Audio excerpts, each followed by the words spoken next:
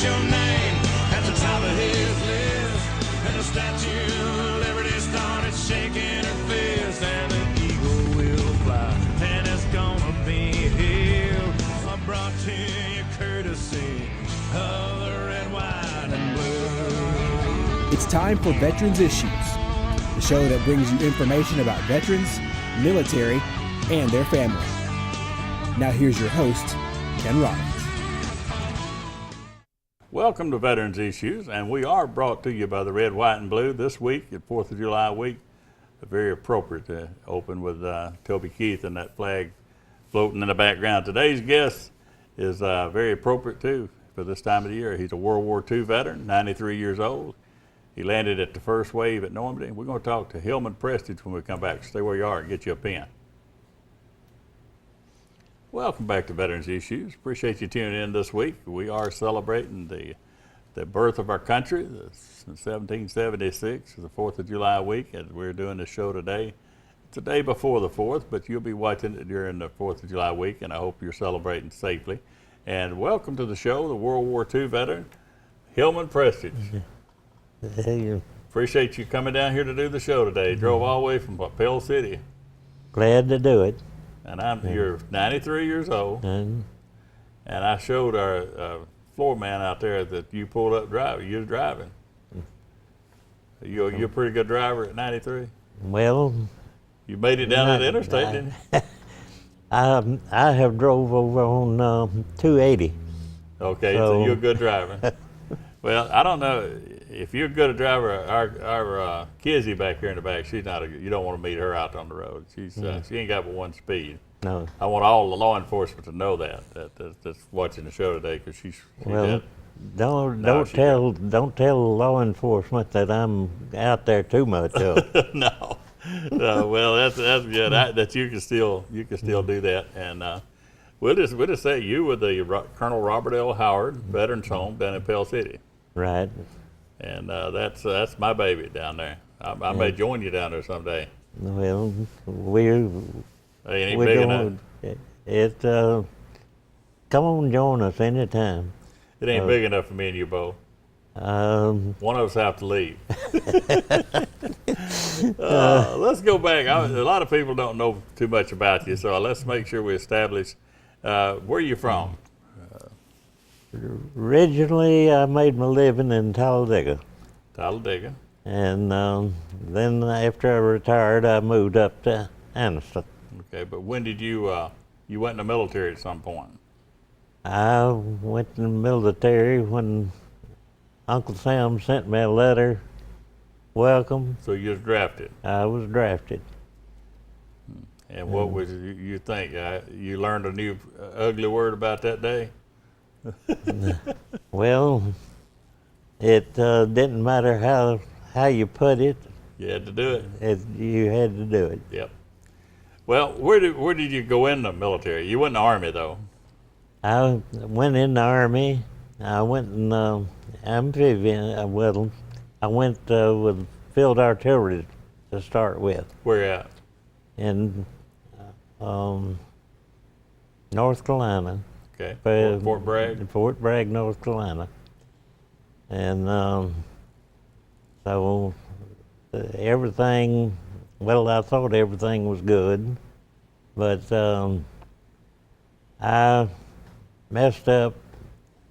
I don't know whether I was the one that messed up or whether it was the gunner, but I was, we was out on the range, firing range, and was supposed to cut the charge, 3 charges, and I was on number 4 gun, and when it fired, it told us that it was 7 charges in it. Well, they was giving me a little slack on it, which I didn't like, and about that time, guys come around. We're starting a new outfit. It's Army Amphibian. The amphibians, yeah. And we getting volunteered for it. So you volunteered for that to get out of that the artillery thing, but what year was that, Hillman? 1943. 43. Okay, so that's and then at some point there, in the amphibians, you went over. You was part of the. Today we're going to talk about the landing in Normandy, the big deal. When was that? June the 6th, 1944. Okay, that was, and then those of us that have that vision. Well, the LCNs. What was that boat called? LST, well, they had, I was on the LST going over from LST, England. okay. Yeah. Because I remember LCN for some reason. I guess in Vietnam. So. Well, it was a LCN, and well, it was every kind of ship we have. Yeah. So y'all were standing in there, packed in. Could you see the other boats landing that was people getting shot? Could y'all see that from where you were? Well, Or, I know y'all were down in. we could see it a little bit. Because you were sitting there. Your job was when the gate fell, you were supposed to go out. That was a no-no. Yeah, because they were aiming. The Germans were aiming right in that opening, right? So well, what did you do? You didn't go out the back. I took a look at it, and we was in about waist deep water, and I went over the side. Well, you're probably sitting here today because you went over the side. They, well, I guess if they could have seen it, well, they'd have court-martialed. Yeah, but a lot of the guys that went over got killed. It went out the back, got killed, and some of them drowned. Well, it was a machine gun, and the German people think that we had better equipment than the Germans had and everything else, but everything Germans had was better than ours. Mm-hmm. Their machine gun sitting up firing at us could fire 2 rounds to ours 1. Wow. And when our boys started down the ramp, that machine gun up there just sweeping. And so, well, do a no-no and go over the side. Well, you was a short fella. You still are short. You ain't grown much since then. But with that big pack on your back and that rifle, wasn't it kind of hard in that much water? In waist deep water, it was all right. But well, I know some of them drowned because the dog was well, they put them out in deeper water. Yeah. And they had to shed it or either drown. Well, that was what I read about it. Some of the captains of the boats, the guys that operate in the LSTs or whatever, were afraid to go in too close to shore so they stopped out there in 15 to 20 foot of water. Right. And them guys got off and just went right to the bottom. And that Mae West float device, it was supposed to float up under your arms, and you'd be all right. But the trouble with it, a lot of places, you had that pack on and everything. It couldn't float up under your arms, so it turned your bottom upwards. You must have been one scared little fella. I would have been. Well, you was scared to death the whole time, but after you got in and everything started out, training kicked in. You went from training. Oh, you trained it. Let us go to a break here to take a halt, and I think they're telling me in the control room we better run out of time. In this segment, we're going to take a break and pay the bills. We're going to go to a break. Be right back after this. Stay where you are. We're going to talk more with Hillman. Welcome back to Veterans Issues, and we're still talking with World War II veteran Hillman Prestage, and we were talking about the landing at Normandy. Now, when you landed there, we talk about being scared. I know I'd have been scared to death, but what was you to this day, do you remember when you was in the water headed towards the shore? Did you see a lot of your fellow soldiers laying there, or did you see some of them getting shot, or whatever? What were you seeing? I seen them falling, and everything, but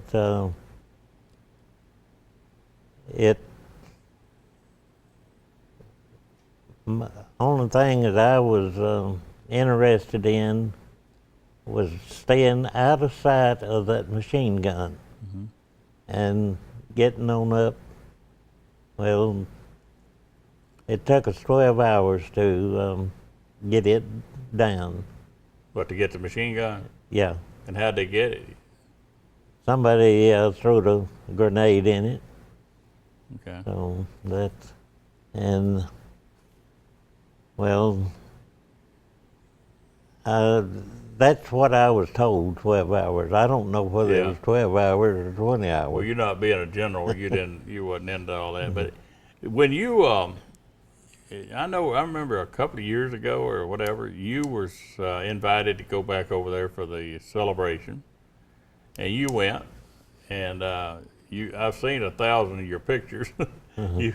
But the people of France welcomed you back like the conquering hero. I mean, they, if someone came up to you and was you here and helped liberate us, and you said yes, you had a gang around you, and the young and the old couldn't say enough.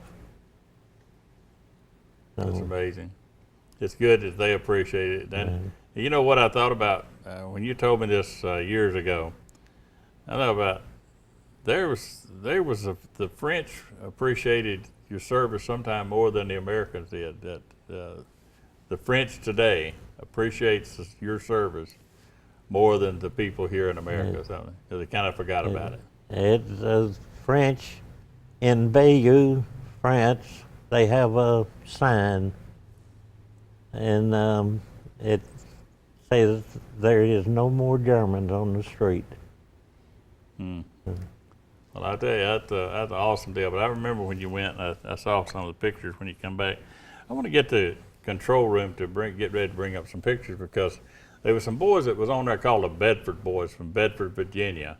Tell me the story about them and how that, how many of them got killed and all that stuff. It's a bunch of, it says one thing and then another, but it was 60 Bedford boys that made the invasion. And, well, they say there's 24 of them got killed, but to me, it was only 11 out of the 60 that went home. And so. Well, that was, so you go every year now, you go to Bedford. They have a celebration up there, and they've included you as a Bedford boy. Right. Even though it's Virginia and you're from Alabama. We can get the control room to bring them up.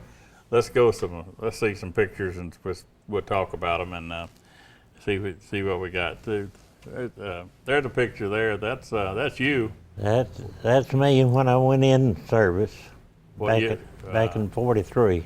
Yeah. All right. I saw that picture, and I looked at this one earlier, and I said, I bet you was a mean little whippersnapper and get probably the leader of the pack that got in trouble, but you just grinned. So I never did get that answer, and I'm not going to put you on the spot on it. So, all right. So, all right. Who is this? Who is this general looking? This guy made the last run of World War II. He flew a fighter. Today he is 98. Oh, he just a spring chicken. All right. I got socks older than that. Who is this general here? General. The lieutenant general. General was over the First Army. Okay. And that was your boss? He was my boss. All right. And this right here is what? That is a Bedford, real Bedford boy, and I lay in the reef when we opened D-Day Memorial. That's the Bedford Boys Memorial there. Right. Yeah, that's amazing how they made you. And this young lady here, you always end up you be close to the ladies, but we're not gonna get into all that. But she's presenting you with something. What is that? A plaque of the statue that represents the Bedford boys. Okay. And Have you just got that down on your room in your room down there? oh yeah, I it's bet. on the wall there in my room. I hear you. Okay, this one here, this is a brick. There's Hillman Prestige, Omaha Beach, June the 6th, 1944. That's up at Bedford. That's up at Bedford. Yeah. Well, that's amazing. You went back over to France and they welcomed you in. Now you got up there, so we need to do something around here in Pell City. Maybe we need to maybe we need to put a plaque in down there. Well, I don't know whether it'd work or not. But you know the thing is, you with these guys down there. There's a lot of stories. Everybody's got a story in that home down there, in all the homes. Yeah. I was telling you one with one of my people I have on here that was shot down in the plane and stuff. They've all got stories and become prisoners of war and things Right. like that. So the greatest generation that as they call it. Let's see what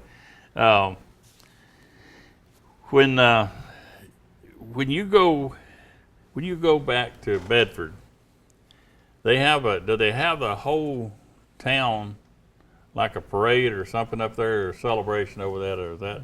No, they have out at the it's D-Day Memorial is a national D-Day Memorial, and well, we had this person that was in the air, a fighter. We had him speak this time. Well, we got less than a minute. I want to mention the down in New Orleans, they've got the World War II memorial down there. Yeah. You've been down to that. So you cut a DVD on it or something, a tape. I've got a hour that they made of history, starting when You grew up to now, yeah. when I growed up, and then when I went in service, what I did in service. You're a pretty big thing. You don't realize it, how much people respect you, but around here we do, and we got a mutual friend that's on the show a lot, and Bill Partridge. Yeah. And I know you think a lot of Bill. Bill's the best. Yeah, that's it. Now there's a lot of police chiefs watching us now here. We done told it. Uh-oh. So Bill's the best one, yeah, including the one down in Pell City where you at. Yeah. Right. Yeah. So, but I tell you what, I appreciate this sharing this story with us, and here on the 4th of July weekend, and I appreciate you coming down here and doing that. So Glad to do it. hang in here a minute. We got to go to a break. Come back. I got news that you can use. Get that pen. Be right back. Welcome back to Veterans Issues. I appreciate Hillman Prestige coming on doing the show today. You folks, you open up all the books you want, watch all the movies you want, but that's the real deal right there that tell you all about it. They were there. It's kind of like Lewis and Clark, and that's Lewis. So anyhow, it's good to have him on the show today, and we hope to have him back and finish up the story. But it's a great part of the World War II story. I want to remind you about the VA hotline. That's where you need to pin. The number is 855-948-2311. 855-948-2311. Now that's the new hotline at that's just been opened. The Secretary of the VA has opened that up, and it's a hotline. You can use it as a suicide hotline if you know somebody, a veteran that's having those thoughts. You can call that number, but it's really set up.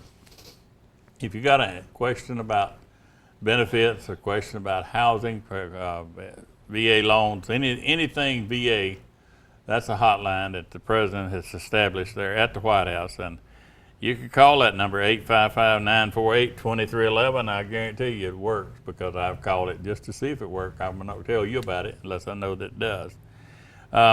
If you're coming by the Centennial Memorial Park and you see construction up there and in the next few months, we're building the firefighters memorial, the official firefighter memorial for the state of Alabama. So you'll see some work going on and you question what's going on. That's what we're going to do. It's going to be on the opposite side of the park from the law enforcement memorial. If you got a wheelchair that's got batteries and it's operational, I still need them. I got veterans out there that, as I always say, they don't qualify for a wheelchair through any of the benefits they've got. Some of them don't, but they still need to get to their mailbox and go up and down the street. So they can stay on the sidewalk and still visit their neighbors. So if you can give them some freedom. If you've got a power chair that you don't need, just give me a call. My information's on the screen, and just give me a call, and we'll come pick it up and put it in the hands of the veteran that needs it. And I see a couple of them on my street all the time doing that. They meet in the middle and share their coffee. If you got a veteran out there, a young veteran that needs transportation, like an Iraq or Afghanistan veteran, and I say that because the vehicle is for a young person. I got a lady over in Birmingham lost her son in Afghanistan. And so if you know of a young person that's a veteran that's having transportation problems, give me a call, and we'll see if we can still hook them up with that vehicle. I want to remind you about the law enforcement tag. When you get ready to purchase your new tag, think about the law enforcement tag. That's the one with the shield on it with a rose. You do not have to be in law enforcement to get that tag, but what it does, it says about whoever's behind the wheel of that vehicle cares about the law enforcement that died in the line of duty. That's a universal symbol with a shield and rose that says that's honoring those who died in the line of duty. So think about the law enforcement tag, and it makes a statement about who you are as you're driving down the road and somebody comes up behind and looks at that tag. So, and the revenue from that is how we build the memorials and how we take care of the memorials up in the park. We still need drivers for the DAV van. We're taking veterans from Oxford to Birmingham to the VA and back. If you got somebody who wants to do that, give me a call. Get your choice card. Go over and get that choice card down here at the clinic because you need it. It's a good deal. I use it and it does work. You can use a doctor in your area. So we got to go this week, and this week's salute goes to all those who are serving in harm's way, and we'll see you next week on Veterans Issues. Salute. We're out of here.